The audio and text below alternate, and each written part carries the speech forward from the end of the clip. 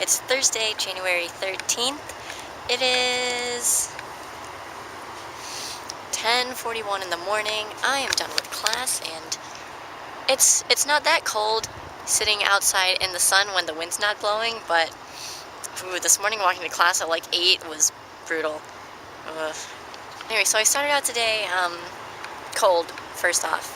Then I couldn't find my classroom in the physics building. Like, I forgot the classroom number for a moment, so I had to run back inside and check. And then we left, and then I didn't actually know where the classroom was, so I walked into the wrong classroom for a moment and then asked the instructor there where where he thought this classroom number was. And then I kind of just wandered around the physics building until I found it. So that was fun. And then my TA went over by like 3 or 4 minutes, which doesn't seem like a lot, but when I only have 15 minutes to trek like across campus, and this campus is large, it makes a difference, especially if I'm trekking uphill in the cold at like 9:30 in the morning. Not fun. Also, I guess I feel like I had to apologize for my text yesterday because I wasn't sure if the more I thought about it, the more I realized that my text could have been misconstrued to there was possibly actual gunfire on campus, when actually I meant, I really wanted to say it sounded like a cannon, but it didn't sound deep enough to be a cannon, so the closest thing I thought of was a shot, a gunshot, which is understandably possibly disconcerting if there were actual shots fired on campus, because that would be terrifying, and I apologize if I caused you any concern and worry. Next order of business, why are you in a visual basics class? I took a visual basics class last semester for my major, but I'm engineering, and I don't know why you're taking visual basic. And actually that class was one of the reasons why I didn't really want to get a MacBook, because if I'm going to be running Windows all the time to do my programming and run my engineering programs and stuff, then I feel like there's no point in me trying to run a Mac. But I would like a Mac, sort of. I mean, I kind of just need a new computer, but maybe I'll work on that over the summer.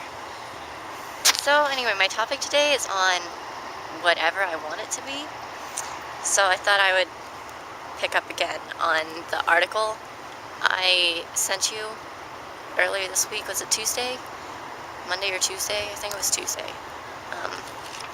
Speaking of that article, I got a free 2-month trial subscription to the New York Times for my Kindle.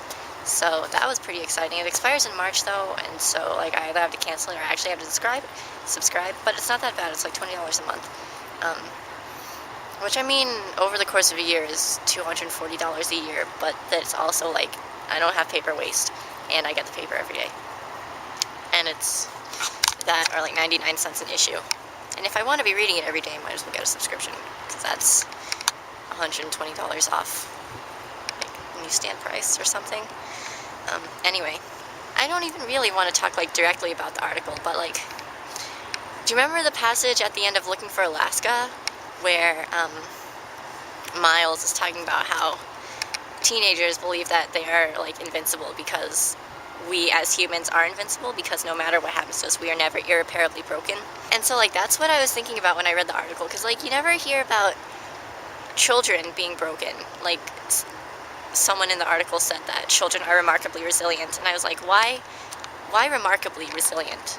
Children are just as resilient as adults, or at least they should be, or adults maybe should be as resilient as children, because why do adults end up losing hope in the world, or losing faith, or being the ones who give up on life?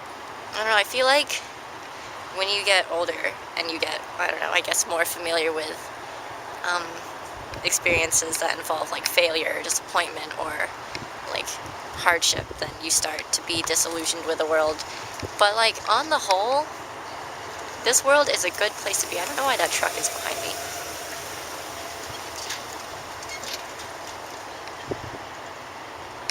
Because children are so pure and so innocent, then it takes a lot for them to be disillusioned with the world, or I don't know when it is that adults stop believing that they're invincible and that there isn't any reason to give up, or why it seems people lose strength over the years. And I mean, I guess sometimes, or like a lot of times, it takes tragedy to remind us how strong people really are, and like how strong we are, and how unbreakable we are. But yeah, I feel like for the most part I just rambled and said the same thing over and over again, but that's what I've been thinking of. Speaking of that, did I ever tell you that I have to keep a blog for one of my classes? So I'm currently in like the third semester of this blog. And the blog was originally assigned to like document our leadership growth and like like how it is that we grow and develop as leaders. And I think my blog has mostly developed into my thoughts and how I've grown and developed as a person, which I mean is not bad. It's not exactly what was assigned to us, and I don't actually think a lot of my classmates read my blog, even though we're all supposed to read each other's blogs, which I do, but they don't. So that's what my latest blog topics have been about for class, which is starkly different from those that my classmates write about. Yeah, the more I think about like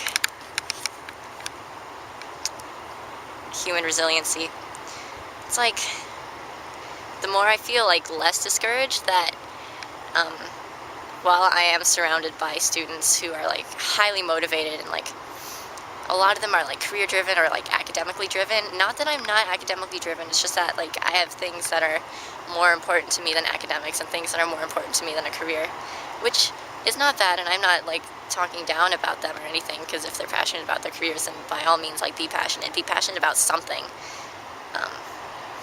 But yeah, it makes me feel like an underachiever, because like we'll do updates in my professional development class, and some of them's like, oh, I just landed this internship, or I landed this research position, and I'm like, I realize that I want to do missions for the rest of my life, which I mean is cool, but it feels a little less glamorous or like awesome in relation to those things. Also, I really wish I didn't leave my tripod at home, because like my arms are so tired.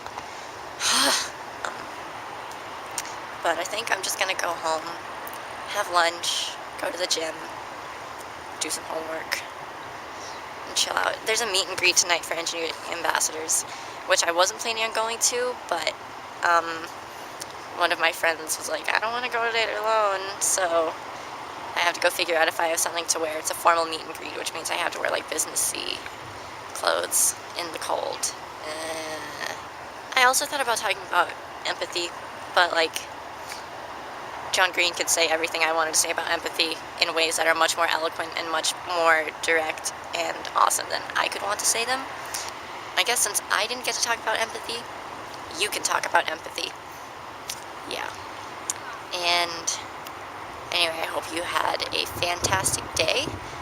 I feel like I'm gonna like Thursdays. Like, this is nice. And yeah, I'll see you tomorrow.